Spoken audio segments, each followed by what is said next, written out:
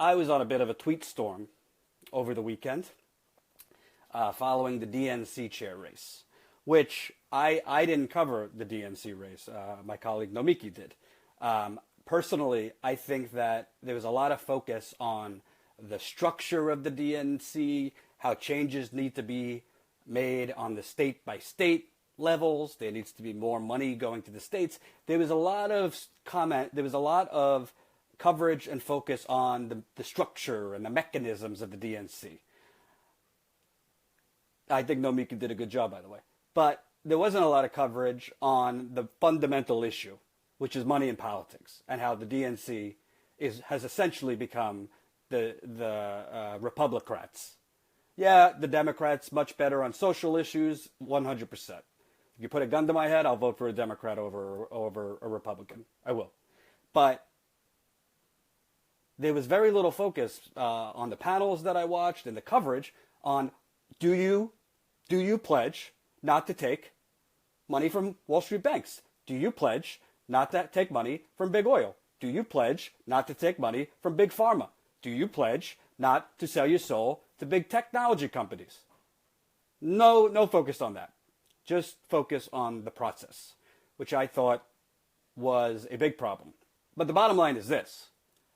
The fundamental issue that this election showed, Hillary Clinton's epic defeat, is the Democratic Party abandoned the working class of America. Not just working class whites, working class period, working class blacks, working class Latinos. They thought, all right, if we're just less crazy than the Republicans, they won't have a choice. They'll have to vote for us.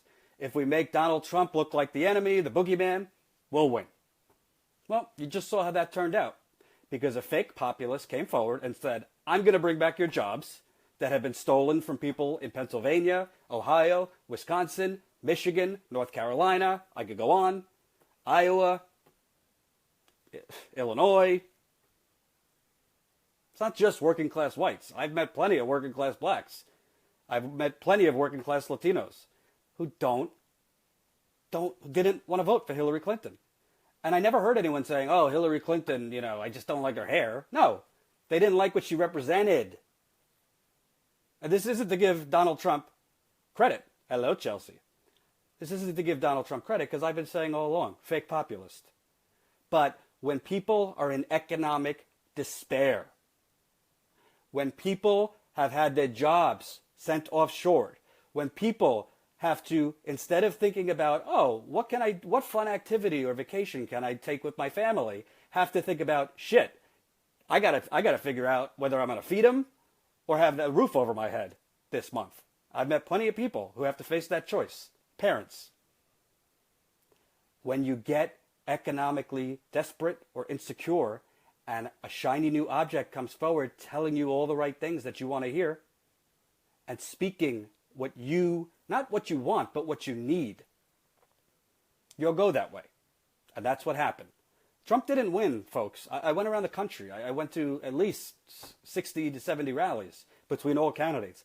Trump didn't win only because a bunch of racists were invigorated. There was a lot of that. But I met plenty of Trump supporters who are not racist, who are simply tired of their economic situation. Tom Perez, first Keith Ellison, the establishment made it seem like, this isn't about, the Bernie wing versus the Clinton wing of the party. This is simply about who is the better person to reinvigorate the levers of the DNC and help reinvigorate the states, because there wasn't enough money flowing to the states. That is a bullshit talking point. This was 100% a war between the Bernie wing and the Clinton-Obama wing. And let me explain why. Take a guess who was personally making calls on behalf of Tom Perez. Take a guess before I read this to you. Who do you think was making calls on behalf of Tom Perez literally the day of the DNC chair race? I know you know, guys. Who do you think was making calls on behalf of Tom Perez so that Tom Perez was going to win DNC chair? Do do do do do do do do do do do do do do do do. No guesses? Come on, folks. All right, I'll just tell you. Nobody guessed. Quote from Politico. That despite the distaste for his approach and profile that helped push former President Barack Obama to urge Perez into the race and continue to support all the way through, Obama himself called DNC members and had aides, including confidant Valerie Jarrett, former political director David Simas, and his White House director of political engagement, Paulette Aniskoff, working members by phone throughout the votes on Saturday afternoon. Former Vice President Joe Biden, who officially endorsed Perez, also worked on the phones with members. So why would President Obama, who, just left office, is out parasailing in Hawaii, I see from the photos, why is it so important for him to elect Tom Perez over Keith Ellison? What's his problem with Keith Ellison? I thought Obama was all about, young people galvanizing the country and movements. Young people were pretty instrumental for him getting into office in the first place. Keith Ellison had young people invigorated. Bernie Sanders had endorsed Keith Ellison. Why did Obama find it so important to push Tom Perez? Let me think. Because Tom Perez was one of the biggest cheerleader for Obama's obsession of the TPP. And by the way, did any reporters ask Tom Perez at the DNC about his love for the TPP?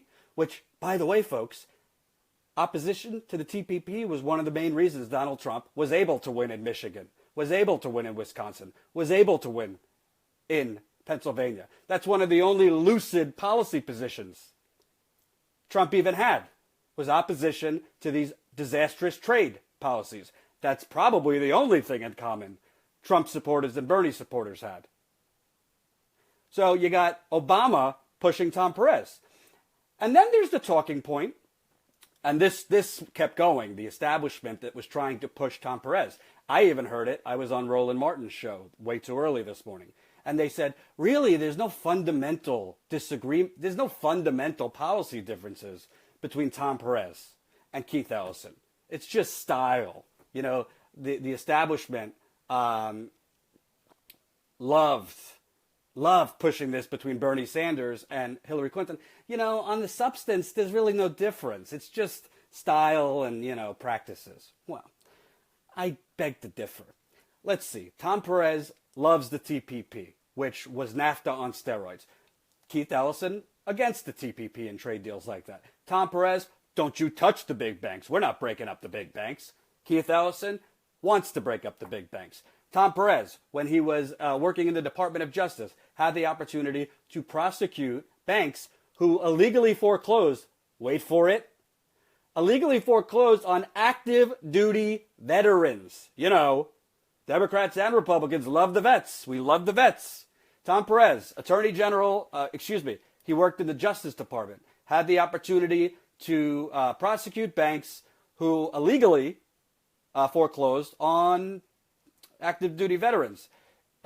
In The Intercept, in February 2010, a J.P. Morgan vice president, Stephanie Mudick, told the House Committee on Veterans Affairs on behalf of her bank, quote, I would like to express to the men and women serving our country and to the members of this committee Chase's deepest regret over the mistakes we made in applying these protections. Mudick confirmed allegations that J.P. Morgan had foreclosed on active duty soldiers in violation of the Service Members Civil Relief Act. The SCRA was first enacted during the Civil War, blah, blah, blah, blah, blah. Both Democrats and Republicans at the hearing lambasted the bank, with Congressman Bob Filner suggesting the bank was responsible for homicide against soldiers who killed themselves after being foreclosed on. Now, no one ever did get convicted of a crime, and the person who was running the division of the Department of Justice with jurisdiction over the SCRA at the time was Tom Perez, folks. From 2009 to 2013, he was Assistant Attorney General for Civil Rights. Perez himself continually touted his division's work, but in 2011, Congressman Brad Miller and Walter Jones wrote to the Justice Department about these violations, noting the continued failure to pursue criminal charges in the face of flagrant violations of the criminal law is destroying Americans' faith in the government and democracy. And by the way, I don't know about Brad Miller. Walter Jones, who wrote this, is a Republican. This is a Republican calling on Perez to prosecute a bank. Did you hear that? A Republican calling on Tom Perez, who worked in the Attorney General's office or the Department of Justice, to prosecute a bank. The Justice Department later reached a settlement with banks over these violations, including J.P. Morgan, offering monetary payouts to soldiers. But no individuals were held accountable, because that's what we do in America. If unarmed water protectors pray, felony charges. If banks illegally foreclose on veterans or black people or anybody like that, we'll give them a fine. We don't jail bankers. How dare you? Now, let's move on to Tom Perez at the Labor Department. And you might be saying, Jordan, why are you relitigating? He won. What's the point? Because I'm getting to the point. I like to offer the facts in addition to me ranting a little bit and share this video. So, Obama and the establishment and all these people just melted and talked about, Tom Perez's heroic leadership as labor secretary. And in fairness, he did some good things. I mean, he helped get greater overtime pay. So we got to give credit where credit's due. He did do some good things. However, he was not the patron saint of the American worker as labor secretary. And we'll give you an example here. Again, from The Intercept. Perez left the Justice Department to become Secretary of Labor in 2013. The Department of Labor has significant bank regulatory authority involving pension funds.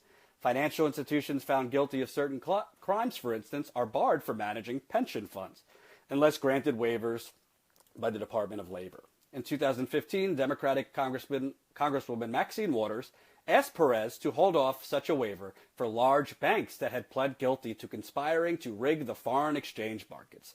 But UBS, Barclays, J.P. Morgan, Royal Bank of Scotland Group, and Citigroup received waivers, letting them go right back to managing pension funds. Does that sound like somebody who wants to do anything towards banks or special interests or people that might possibly fund his campaigns down the road? Interesting. Very interesting. And of course, we know from the Democratic primary and WikiLeaks that Tom Perez, pretty instrumental in trying to discredit and sandbag Senator Bernie Sanders. He was shown in emails to basically be working behind the scenes as labor secretary to try and hurt Bernie Sanders' credibility, particularly among Latino populations.